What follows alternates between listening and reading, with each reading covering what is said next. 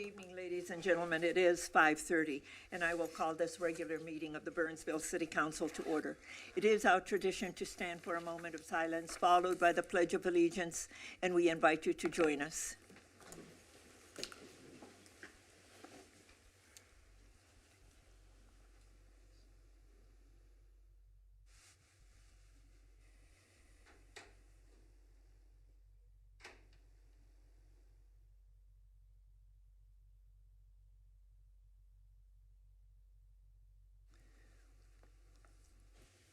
I pledge allegiance to the flag of the United States of America and to the republic for which it stands, one nation, under God, indivisible, with liberty and justice for all.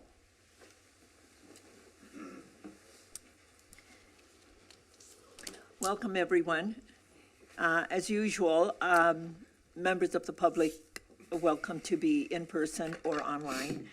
And those who choose to watch us also online can watch us at burnsvillemn.gov/meetings or Comcast channel 16 or 859. The public can also participate through Zoom by joining us at zoom.us/join. More information is available on our meeting webpage and in the council agenda packet. I have announcements and one proclamation this evening. Our announcements have to do with all of our upcoming meetings. Regular council meetings are scheduled for Tuesday, March 18th at 5:30 p.m. and Tuesday, April 8th at 5:30 p.m. We have a work session that's rescheduled from March 11th, due to members of the City Council attending a National League of Cities meeting in Washington, D.C. And so that meeting will be Tuesday, March 18th at 6 p.m. We have a budget work session scheduled for Tuesday, March 25th at 5:30 p.m. All meetings of the City Council are in the city chambers unless I announce that it'll be in a different location. And tonight, I am pleased to read the proclamation for the Girl Scouts, and I will do it from that side.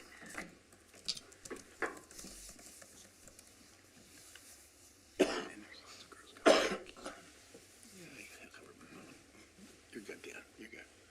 It's not a bad idea. Elevate.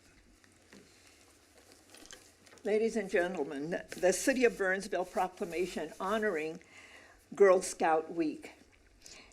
Whereas March 12th, 2025 marks the 113th anniversary of the Girl Scouts of the USA, founded by Juliette Gordon Low in 1912 in Savannah, Georgia. And whereas throughout its long and distinguished history, Girl Scouting has inspired millions of girls and women with the highest ideals of character, conduct, and patriotism. And Girl Scouting connects girls to a world of possibilities in a positive and inclusive girl-led environment where girls are inspired to discover their passions and empowered to reach their full potential. And whereas through Girl Scouting, girls gain courage, confidence, and character to make their communities and the world a better place. And whereas more than 2.6 million current Girl Scout members nationwide will be celebrating years of this American tradition with nearly 50 million women who are former Girl Scouts and living proof of the impact of the amazing movement. Now, therefore, be it resolved that I, Elizabeth Couts, Mayor of the City of Burnsville, on behalf of the City Council, do hereby applaud and the commitment Girl Scouting has made to America's girls and proudly proclaim the week of March 9th through the 15th, 2025 as Girl Scout Week in the City of Burnsville in celebration and recognition of the legacy created by Girl Scouts to thrive and develop their talent and leadership skills. Proclaimed this 4th day of March 2025 And if Miss Davy and the members of the Girl Scout would come forward, please, to receive your proclamation, and then we'll take a photo, so. And we're going to go right there, and then we'll take a photo, and somebody from staff is going, yeah. Yeah.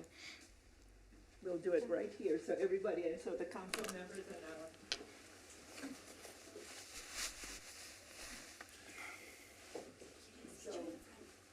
Just not gonna have the tallest one for it. I know. Yeah, there you go.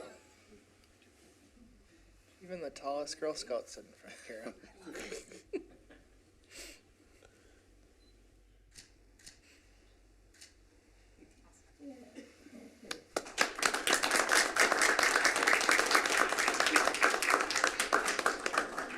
It's just perfect. I love it.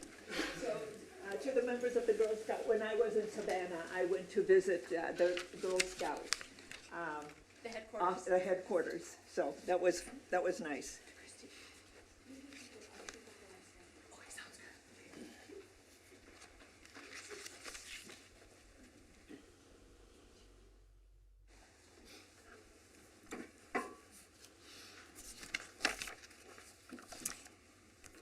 The next item on the agenda is citizens' comments. And this is the opportunity for anyone that would like to address the council on an issue that is not on the printed agenda and not an application form that will be coming before us at a future date. And we have 4 speakers who have already signed up. And we have Mrs. Susan Bissonette from Frontier Lane. And Ms. Bissonette? And just give us your name and address for the record. Sure. My name's Susan Bissonette. I live at 14141 Frontier Lane. And Charlie, my husband, and I moved to Burnsville from Eden Prairie in 2021, the fall. So we've been here for about 4 years, and we really like it. We moved here for a quality of life to be on a lake and access to the parks. And so life is going along pretty well, and then the pickleball possibility enters our life and sort of throws a little bit of a wrench in that quality of life scenario. One of the big things that is stressful for me is I have a blood clotting disorder, and I in 21 that was one of the things that caused me to want to really just have a better quality of life, peaceful and calm, and all the things that are on the lake and in the park. And I came really just a few minutes from death on that time that I had the DVT, went to my lungs. And so my husband, Charlie, saved me, literally. And so here I am. But I have a genetic problem, and it's not going to be going away, and there's nothing you can do about it, except, be careful and take blood thinners. But along with having blood clots, you also have to be concerned about just managing, your sleep, your stress, and all the things that we're supposed to do, exercise and all those good things. Well, noise is one of the things that you can pretty much count on with pickleball. It's a fun game and all the things, but it's really noisy. And when you're living on a lake, I know that Teresa gave a really detailed thing about noise. So if you want to know more about noise, read, on how it travels over water, you might want to do that, because it's going to be very close to home for us if they were to be built. And we see this as sort of an existential threat, because we do not want to move. But I would not be able to live with some of the health problems that noise can create: sleeping disturbance, elevated stress levels, migraines, peptic ulcers, hearing impairment, tinnitus, hypertension, vascular construction, heart disease, diabetes, immune system issues, and more. And so for me, I've got to make a decision, soon after, I suppose, the decision is handed down, because I value my health, I value the quality of life, and I'm hoping that you all make the right decision, because a lot of people are counting on continuing a good quality of life. Thank you. Okay, thank you for coming in. And one quick follow-up. First, thank you, City Council and Mayor, for allowing us to speak. But Susan and I are in lockstep on this one, and we are determined to do everything in our power to maintain the property value and our quality of life that we are enjoying here. And I'm sure you'll make the right decision. We're looking forward to that. Thank you. Thank you so much, Mr. and Mrs. Bissonette. Yes. The next speaker is Betsy Sturm. Mrs. Sturm? Good evening, I'm Betsy Sturm. As Susan said, the Alley Magnet Eco Advocates have many concerns about the health of all who use the park. Tonight we'll be looking at a different demographic of park users that you might not be considering in your decision. Having been a licensed social worker in Minnesota, the majority of my career was working in long-term care, advocating for vulnerable adults. In Minnesota, the term vulnerable adults is used in describing, quote, a person who has physical, emotional, or mental impairment that makes it difficult for them to care for themselves, unquote. One category of vulnerable adults is anyone who, quote, lives in a licensed facility such as a nursing home, assisted living, or adult care, unquote. So why is this important? Why am I talking to you? What does this have to do with the pickleball concern?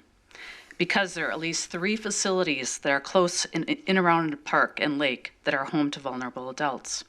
The first is Geneva Suites, located in Burnsville on Frontier Lane. The council and mayor each received an email from its owner opposing the proposed pickleball complex.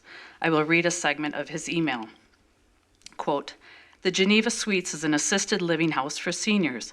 Many of them are in the later stages of life and require 24-hour care.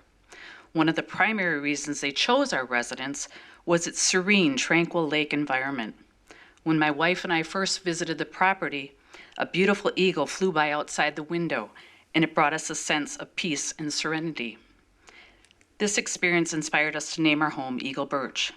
The expansive windows and back deck provide our residents with calming views of the lake and its inhabitants, including heron, deer, coyotes, and of course, many eagles. The presence of nature is crucial for the serenity of our residents, and it would be deeply unfortunate for them, especially those at the end of their lives, to be subjected to the noise and disruption that a pickleball complex would create.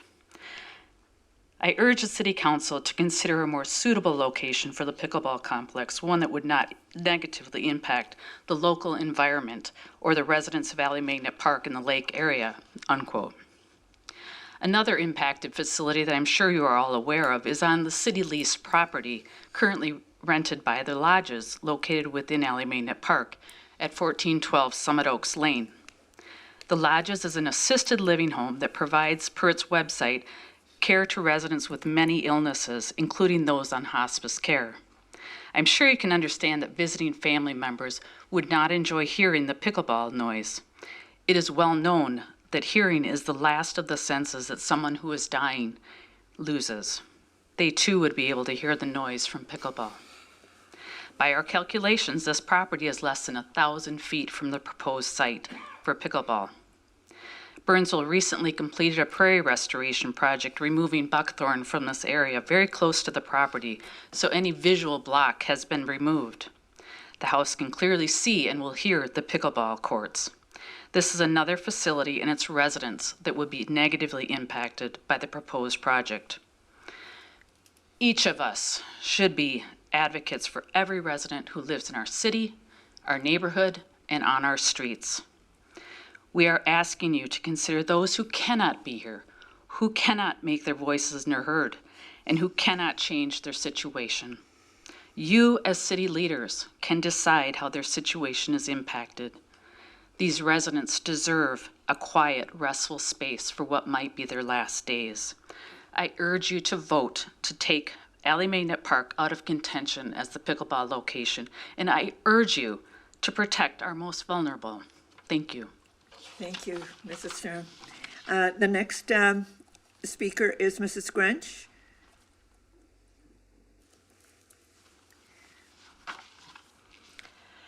Hi, I'm Dawn Grench from Burnsville, and thank you for letting me speak tonight. I am continuing Betsy's theme on our concern for vulnerable adults. We have a friend in the neighborhood who lives in a licensed group home on the lake that serves a number of vulnerable disabled adults and their caretakers. This person travels to the park, oftentimes twice a day, in a motorized wheelchair and spends hours there. The manager at the home and our friend are very concerned for the safety of this individual with the increase in both car and foot traffic that pickleball would bring. Since this person is in a wheelchair, they're dependent on the paved paths, which would very likely be blocked by people standing around the courts. But more dangerous are the areas where our friend would have to cross over the entrances and exits of the cars coming and going to the courts. Since this person is seated in a wheelchair, they would be harder for a driver to see. Not feeling safe coming to the park would significantly reduce this person's sense of independence and joy.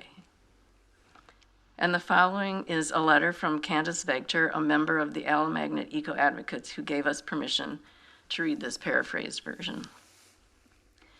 Dear City Council members, this note is to express our concerns related to the proposed pickleball courts, lights, and supplementary parking at Alley Park. A document from May 2023 titled "The Power of Parks to Promote Health" from the Trust for Public Lanes states, as a nation, we are increasingly aware of the benefits of parks for mental, physical, and environmental health. In the executive summary of this document, 2 bullet points stood out as directly related to Alley Park and the proposed pickleball courts. One was spending time in natural areas, whether walking or reflection in a garden, is a powerful strategy for improved physical and mental health. And 2, parks improve urban environments and help protect residents from the growing threat of climate disasters, heat waves, severe flooding, and other urban threats such as air, noise, and light pollution. Rachel T. Buxton is an assistant professor in conservation biology and has studied the impact of noise on humans and wildlife. In 2021, at the National Academy of Sciences, she and colleagues presented their findings on health benefits of natural sounds. 18 publications revealed decreased stress and annoyance and improved health and positive affective outcomes, such as decreased pain, lower stress, improved mood, and enhanced cognitive performance. She describes the importance of soundscapes to the survival of wildlife. For wildlife, the inability to hear acoustic signals can disrupt essential life processes and can mean the difference between life and death for many species. So that's the end of Candace's letter. To summarize, the Alley Eco Advocates have already spoken about the impact of noise from pickleball on the general public, but we wanted to emphasize the impact constant noise has on seniors and other vulnerable adults. The physical, mental, and social effects on seniors from excessive noise creates communication barriers, hindering residents' ability to understand speech and leading to feelings of isolation. It also contributes to cognitive decline, making it harder for seniors to focus and retain information, particularly for those with conditions like dementia.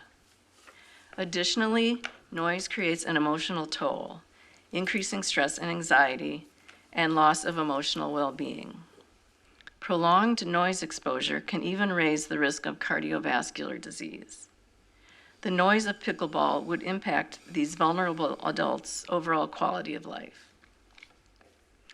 This all seems like a pretty big deal to me, and I hope that you agree. Thank you. Thank you. The next speaker is Mrs. Danner.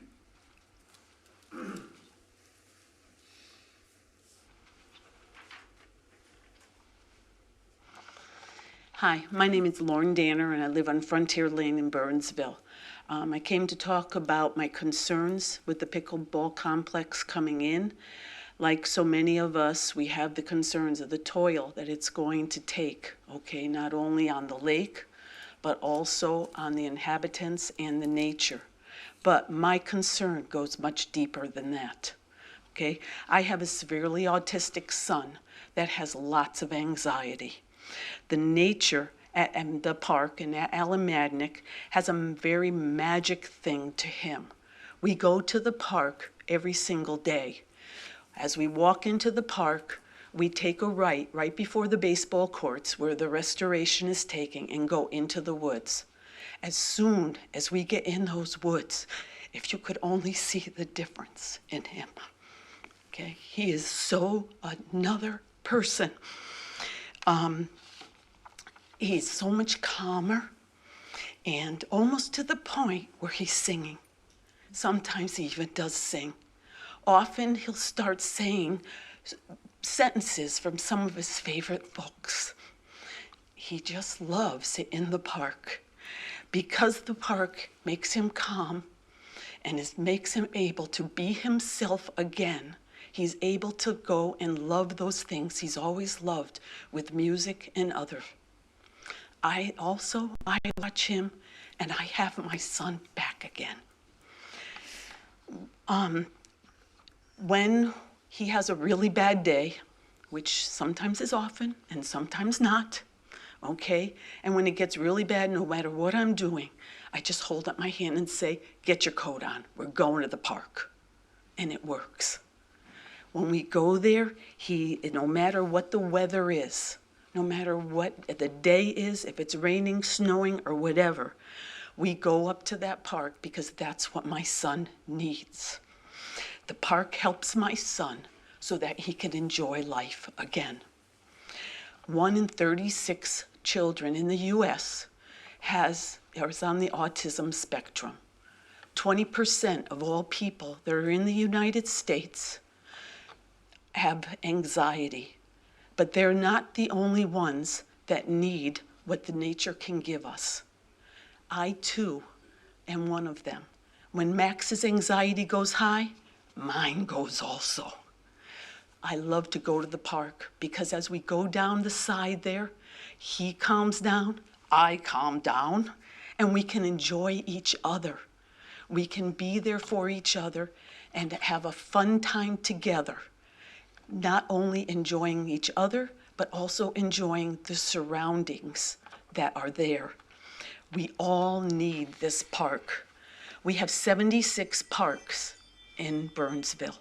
I do understand, and I think we all understand, that we need to put some pickleball courts in and complexes for some of the people in our town. But what I don't understand is why it has to be an alley magnet. It will completely ruin the quiet and serenity that nature gives all of us. And not only that, all of us can enjoy it, but there are some people, like my son, that need it. I just don't see why we can't find another place to put these pickleball courts.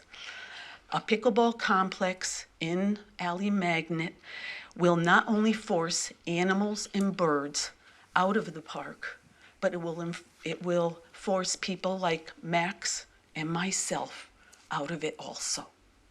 Thank you for listening to me. Thank you. Thank you for sharing your stories with us. Thank you so much for coming in. Okay. Councilmember Gustafson.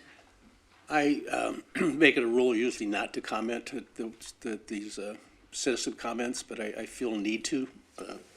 I appreciate the civic engagement we've had in the neighborhood. You guys you certainly know how to organize it. I'll give you a lot of credit for that. And you're right, we do need pickleball courts in our city. Is Alamagnet the right one? I'm feeling it more and more today. I don't think it is. But you need to know, and I'm sure you've been told this, our staff is coming to us in April with options. We've gone through the information process. We're going through the response process, which we've got plenty of, which is going to put us back to the information and options process again. And that's when we're going to start making decisions. And that decision might not even be made in April. I mean, it may be just options we're going to look at then. But you need to know, at least for me, Allen Magnet's off the table for me. Thank you. Thank you so much. Thank you. Thank you. We appreciate your engagement, and we hear you when you come in each and every time we meet to give us your opinions, your thoughts, and to tell your stories. So thank you so much. We appreciate that. We're going to move on. The next item on the agenda is additions to the final agenda, and this is for emergency items only. City Manager Lindberg, any emergency items to come before the body? Nothing for staff, sir. Thank you. Members of the council? We then will move on to the consent agenda. The consent agenda is a group of items that's considered to be routine and will be enacted by one motion. However, an item on the consent agenda can be pulled for a separate discussion and vote. City Manager Lindberg, are there any items that staff would like to pull? Not from staff tonight, Mayor. Thank you. Okay, members of the council. Members of the audience, is there an item on a consent agenda that you would like to be pulled for a separate discussion and vote?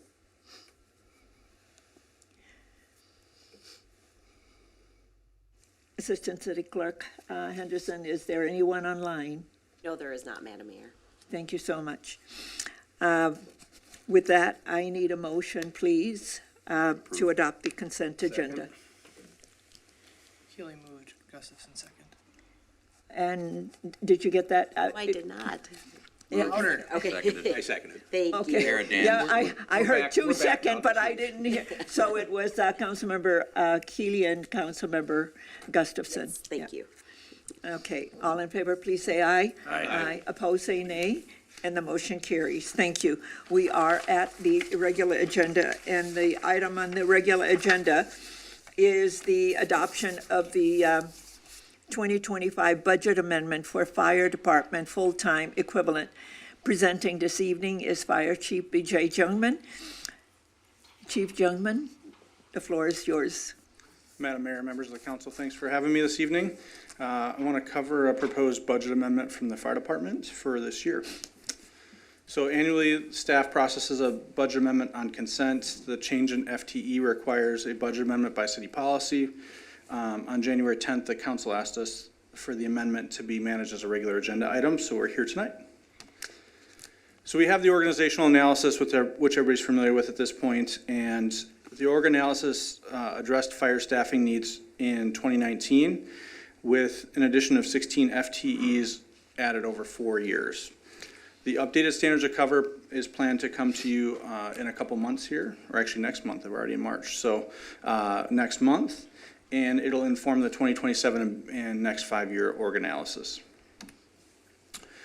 We've had some emerging staffing needs in the fire department, and we believe that accelerating 6 of the FTEs from 2026 to this year for firefighter paramedics is the most appropriate way to handle that. We would stagger the implementation, 3 in the summer, 3 in the fall, and the cost will be funded through operational savings. And again, the standard of cover we'll discuss beyond 2025. So some of our current challenges: increasing call volume. We've gone up 34% since 2020.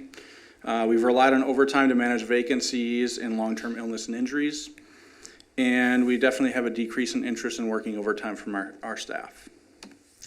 As you can see here, when overtime isn't taken voluntarily, we do mandate our staff to stay so that we have the minimum necessary coverage for the city.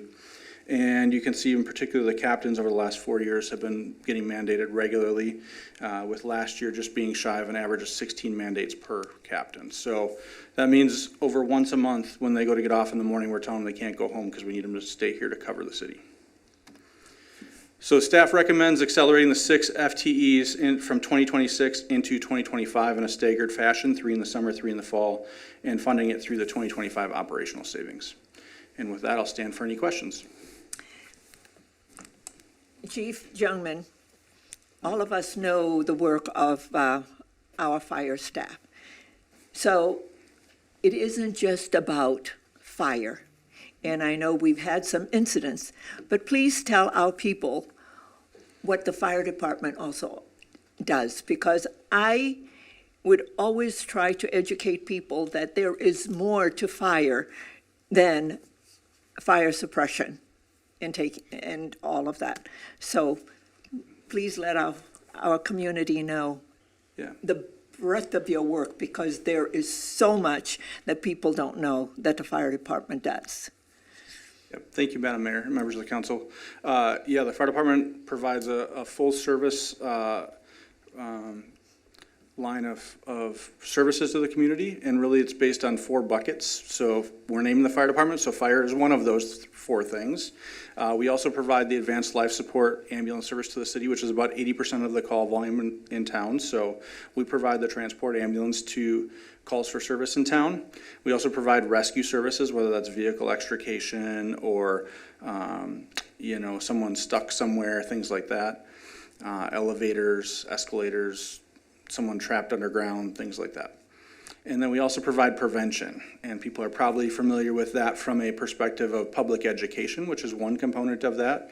We also do fire inspections, fire investigations, backgrounds of our new candidates, things like that. So those are kind of the 4 buckets that provide a broad base of service to the community from the fire department. It's well beyond what the name of the department is. Thank you. I think that's valuable information for our people to know that it's more than just fire. It's a lot more than that. And as you reported, because each month when I look at your call volume, your EMS services are vertical. And so without all of that service that we provide, not only in transporting, but also because we're certified paramedics to help with managing their medication and all of the necessary things that help our people continue to be healthy in the community. And I think you have a new video out that has to do with rescuing people when they're on the ice and the ice is thin, and you have to be out there to rescue them from drowning or all of the things that need to be done. So thank you for all the work that you and our fire team does each and every day to protect our city and our residents. Councilmember Gustafson. Thank you, Madam Mayor. Your staff does an amazing job. Can you tell us how many calls you do on average a year now? Madam Mayor, Councilmember Gustafson, and the rest of the council, last year we were shy of 10,000 calls by like 150. We're at 9,800 and some odd calls. And how many staff do you have to do that with? 55 if we're fully staffed, but a minimum of 9 staff on 24 hours a day. So between 2 fire stations. So that's an average of 30-some calls a day essentially that we're going on between 2 fire stations. Thank you. Yep. Councilmember Keeley. Thank you. Well, Chief, appreciate the information. I remember a few years back when you gave a presentation on staffing needs with the chart that was doing this on the call volume. You had a couple of years that were in double digits. Thankfully, it's not quite that bad, but the reality is that stacks up and it's cumulative over years. So I'm glad that you're coming forward and asking us to amend the budget. We're using budget savings, so it's budget neutral, but get the staffing in place this year instead of waiting till next year. So. Thank you. With that, if there's nothing else, for no more comments or questions for the chief, may I have a motion, please? So moved. Second. There is a motion and a second. All in favor, please say aye. Aye. Opposed, say nay, and the motion carries. Chief, thank you very much, and please extend our appreciation and deep gratitude to all of the members of the fire department. I will. Thank you, Madam Mayor, and members of the council for your support. We appreciate it. Thank you. Members of the council, there are no other items to come before us this evening, and a motion to adjourn is in order. Move to adjourn? Second. There's a motion and a second. All in favor, please say aye. Aye. Opposed, say nay, and the motion carries. Thank you so much for being with us. Good night. Be safe.